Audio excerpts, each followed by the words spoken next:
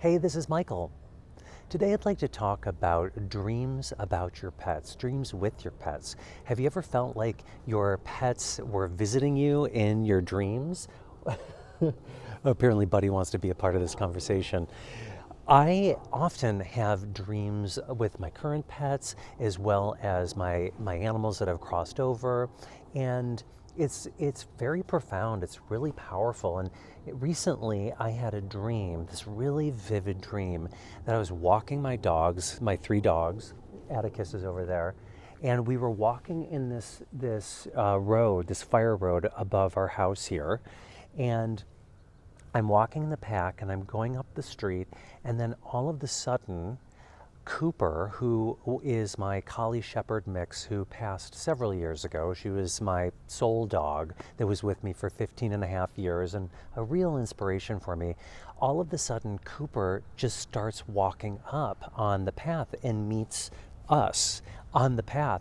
And I was like, oh my God, Cooper, you're here. And I was aware that she was here in spirit, like she was coming in from the other side. It wasn't like she was currently alive or we were back in that time when she was alive.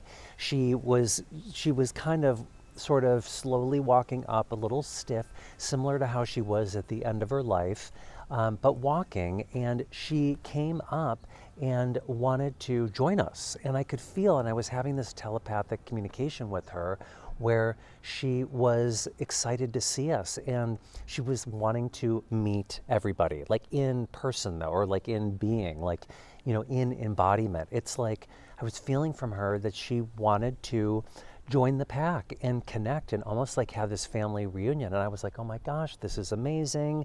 And I was doing a little introduction, having her meet all of the dogs, and the dogs were all excited. And it was like the dogs were meeting a distant relative or like a grandparent that was visiting from out of town. And there was all of this joy and celebration and, like a little reunion. And then we started to walk together, and we were walking up the hill together, like catching up. And it was like really intense and beautiful. And I was like, I can't believe you're here. This is so great. I'm so excited that you get to all meet each other. And everybody was all excited. And then all of a sudden, I could feel she was like saying, okay, well, I have to, I'm going to have to go. Like we knew that this was sort of a fleeting moment, that this was not something that was going to, necessarily be forever in this experience, that this was sort of like a, kind of like there's not a time limit, but there was a little bit of a, this was part of the dream. And so I was like, no, I get it. Let's make the most of this time together. And then all of a sudden I was starting to hear this owl. I was hearing this like this hooing, this owl. And next thing I know, Atticus starts barking. Like in reality, not in the dream. In reality, I am woken up by Atticus barking next to me in bed, next to my bed.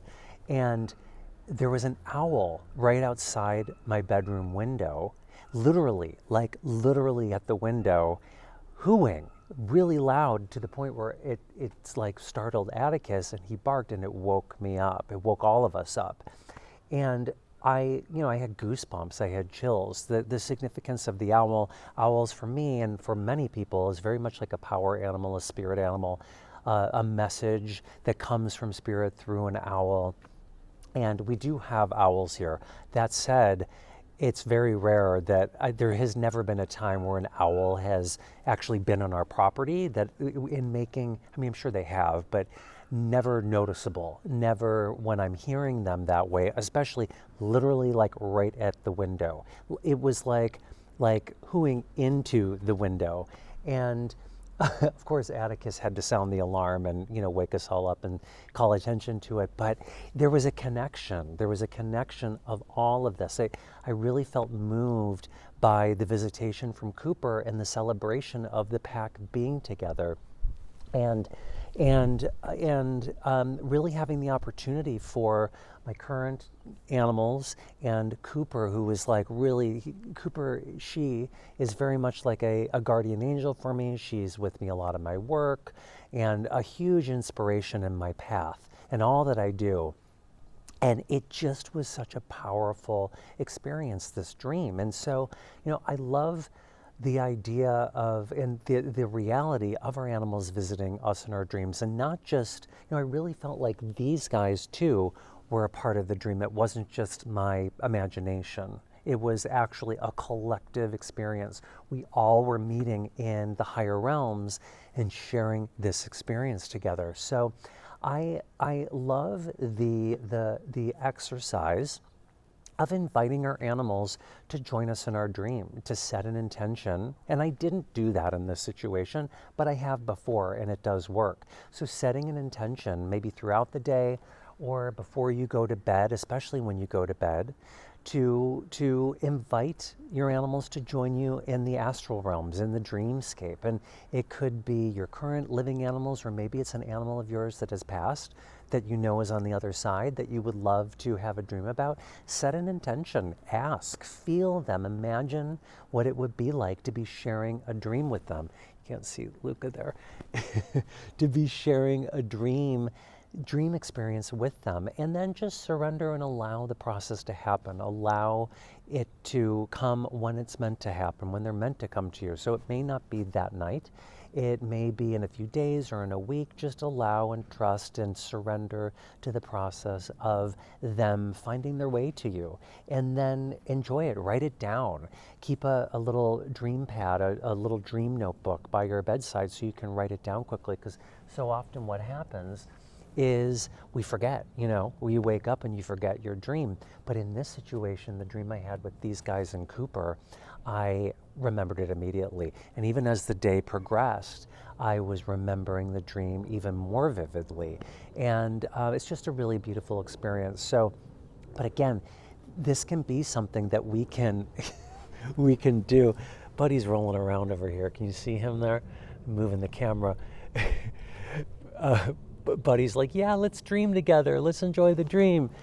The dreams that we experience can be a collaborative event, a collaborative experience. And we can enjoy the astral realms, not only with our living pets, but with our ones in spirit. So have you ever had dreams about your pets? Have you ever invited your dreams, your pets to join you in your dreams? Have you ever invited your dreams? This can be an amazing experience. And I know I've talked to several people that do this. They say, oh yeah, I do invite my pets into my dreams, and I love it. It's amazing. And it's like we are reuniting, and it feels so good. Right, Bud? What do you think? Did you have fun with Cooper in the dreams? You did. Do you want to surf the astral realms tonight? So anyway, that's my little share, my little dream, my big dream. And comment below. I always love to hear about people's experiences with their animals in the dreamscape. And maybe it's something that you're going to try after this video. If you do try it after this video, come back into the comments and share your experience, share your dreams. And here in the comments is an opportunity for you to record the dream too, because when you record it, it not only creates a record of it, but also it really reaffirms within your consciousness that you are remembering your dreams and recognizing your dreams. And the more you do that, you strengthen your ability to have those experiences. So share, comment, and until next time, have wonderful, pleasant dreams, and we will see you in the next video.